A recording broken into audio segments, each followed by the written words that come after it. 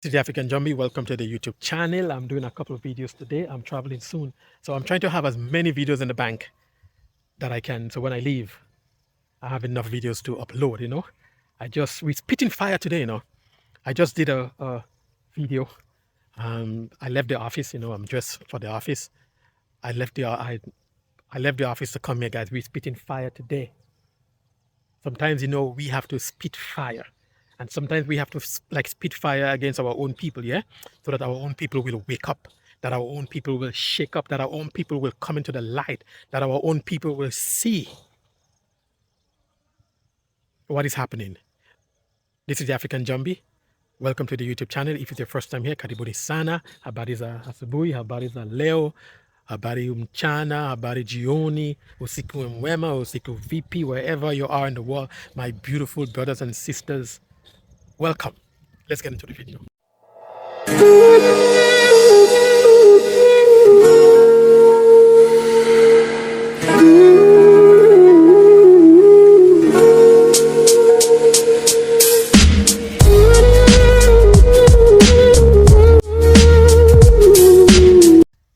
What have you done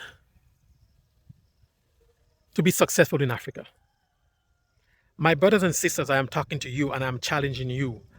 What have you done to be successful in Africa? Those of you who come to Africa, and those of you who may have a little bad experience here, those of you who may have a bad experience here, what have you done? You go up on YouTube and you talk about Africa. But what have you done? And the reason why I'm asking these questions, because when I travel around and I go to Kariako and I go wherever I go and I see the Chinese there, the Chinese are in Kariako hustling. You don't go out to hustle. You come to Africa, you have a camera, you sit down, you walk around, you make some videos and you show areas and whatever. But what have you really done to be successful in Africa? What have you done to contribute? What have you done? I say contribute, because Africa don't need you. Africa was doing well and is doing well even before we started coming to Africa. Africa don't need you. You can come to Africa and you can contribute. You can come to Africa and you can create something. You can come to Africa and you can build wealth because the opportunities are there. But what have you done instead of complaining and whining and going online and making us black people look foolish and stupid in the eyes of the Chinese and the eyes of the Indians? What have you done? Nothing comes easy, and nothing will be handed to you. But I believe many of us come here and we have the mindset, or we have the attitude that it should be handed to us easily. When we go to the West, when I went to Canada, I had to work. I had to struggle. I wash dishes. I work in factories. I clean. Man, you know what I did? I hustle, because this is what I had to do to be successful in Canada. So what make you think that I can come to Africa now? And even if I have a little capital, I can come here and do a business and just sit. You have to get up on your ass and you have to get out there and you have to make it happen. It's not easy. The Chinese, when I go to the Kariako, the Chinese are there. They're bringing the goods from China and they are there in Kariako. They are hustling. They are working. And we sit down and we complain and we sit down and we don't do a damn thing.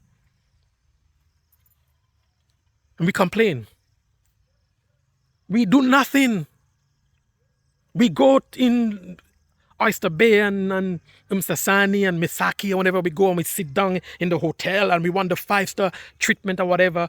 You are not contributing anything to Africa. You have no right. I'm saying it and I'm speaking it. You have no right to complain. Get down in the trenches if you want to build something and work. Get your hands dirty. If you invest in your money, it is your money. And you have to make sure that your investment is real and that your investment is secure.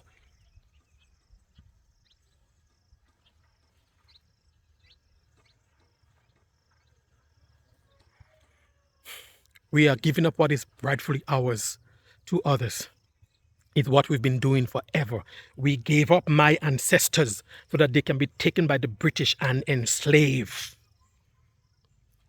We are giving up what is ours. We are sitting back and we are allowing others to take what rightfully belongs to us. We stay in America, we stay in Canada, we stay in Europe, and we invest our money in the banks, we invest our money in the companies, we invest. I do it too. I do it too. We buy the properties and we make the builders rich. Guys, I own rental properties in Canada. I invest in the Canadian stock market, big companies. So I know what I'm telling about. And those of you who sit there watching the video, you know what I'm talking about. We sit there, we invest in the banks that contributed to the enslavement of our people. We invest in those companies and we continue to make them rich. We work in those countries, we give them our labor.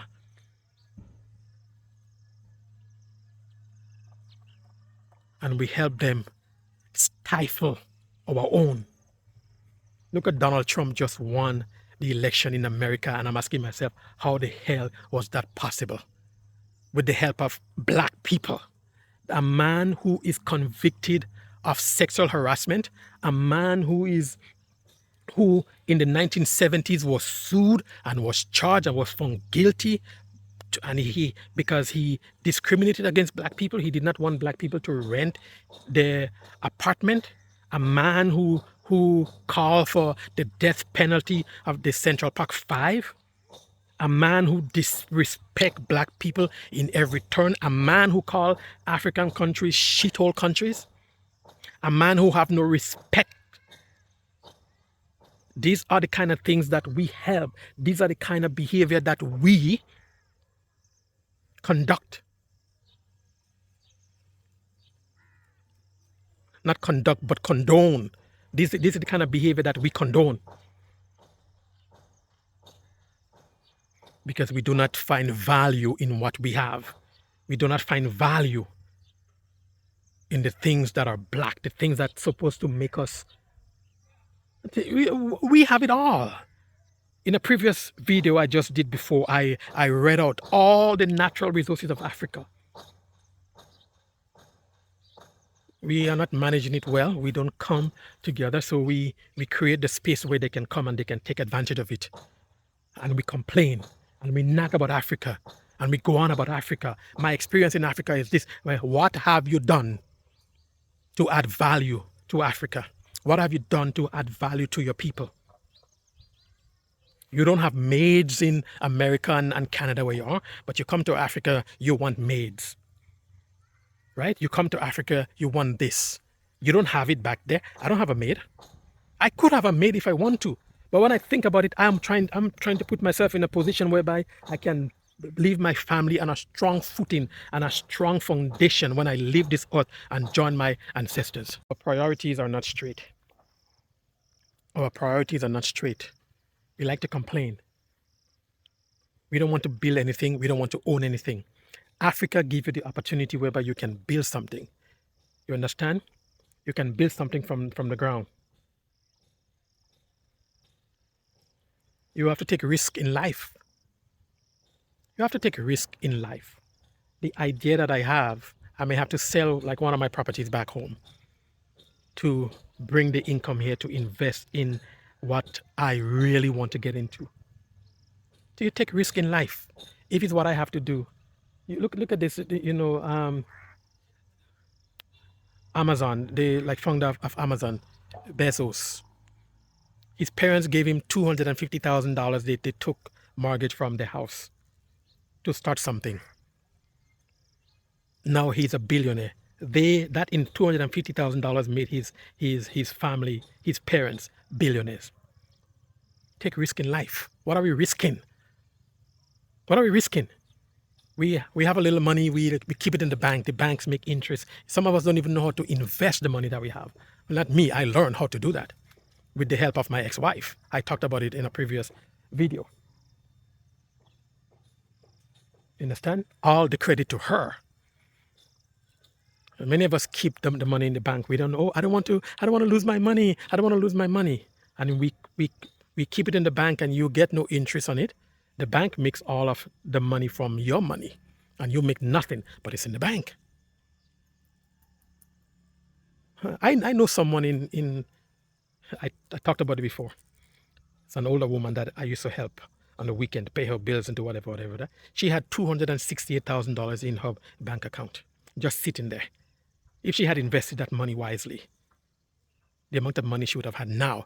But she come from the old school Caribbean, you know, they keep the money at home under the mattress and whatever. It's safe, yeah? So we don't take risk. But if you want to achieve something, if you want to build something, you have to take a risk. Africa gives you the opportunity to take a risk. You will come to Africa, you may have issues. You may have a little problem. But we run away and we complain. We don't stick it out. We don't fight. And I see the Chinese, I see the Indians, I see whatever. And like I said before, when I first came, I used to talk about them, but now I realize how they are doing it.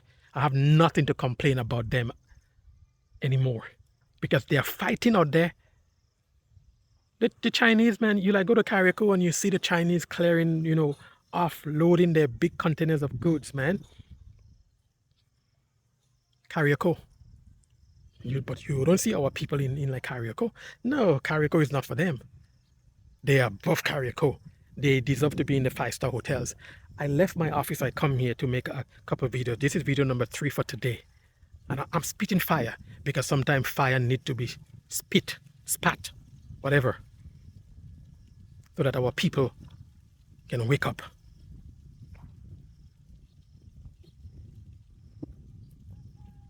Let's go. We're going to continue this video. The next part of this video should be on a lighter note. Let's try together.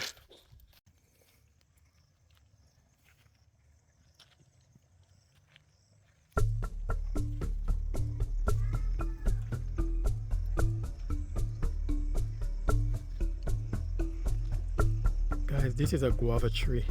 I know many of you have guava juice. This is the guava tree. This is the guava fruit right here. But I don't see any mature one on the tree.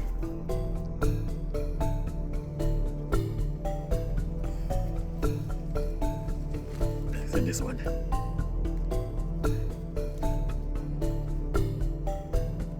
And this one.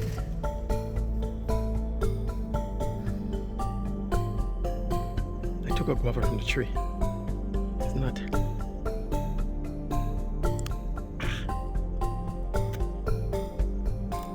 It's not mature.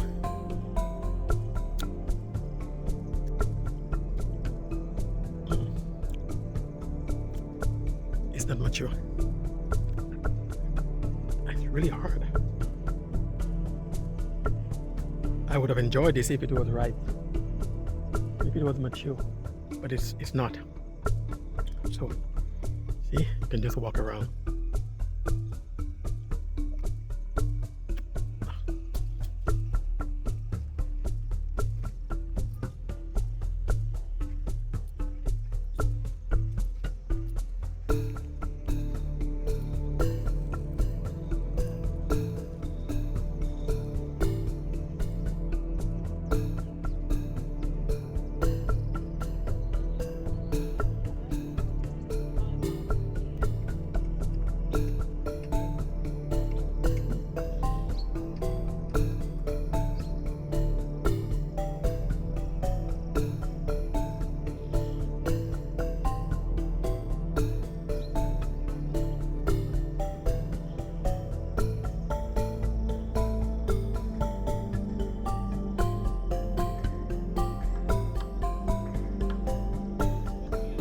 As black people, if we want to own anything, we have to build it ourselves.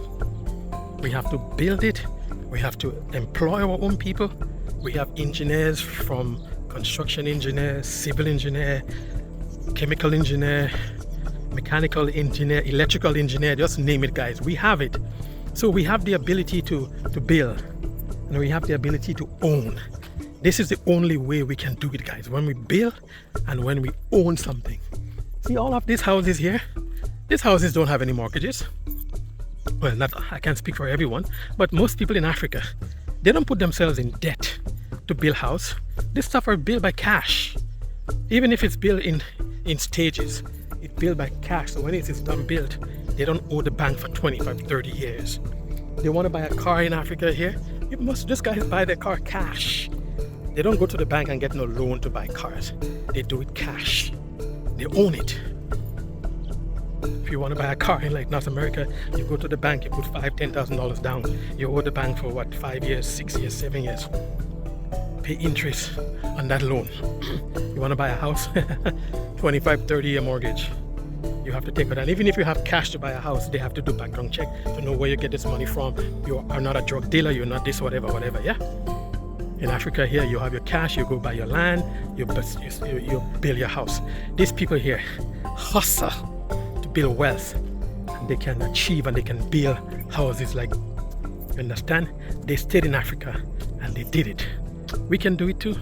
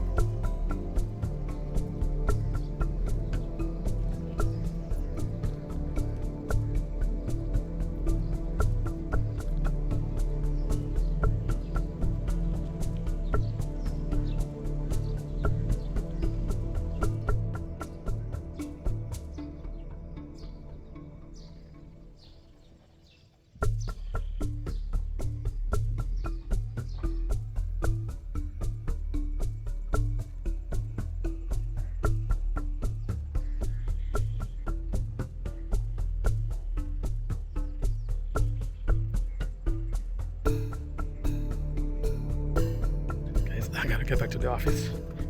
I was supposed to be gone on my lunch hour, but it's been about 3 hours on my side, and today is like Thursday. So our busy day, our busy time starts from like Thursday because we prepare for the weekend. On Thursday we can start delivering tomorrow and Saturday. So I spend more than enough time outside trying to appeal to the consciousness of our people. Because sometimes, you know, we need to have our memory jilted, not jilted, but jolt, you know, just to a wake-up call then.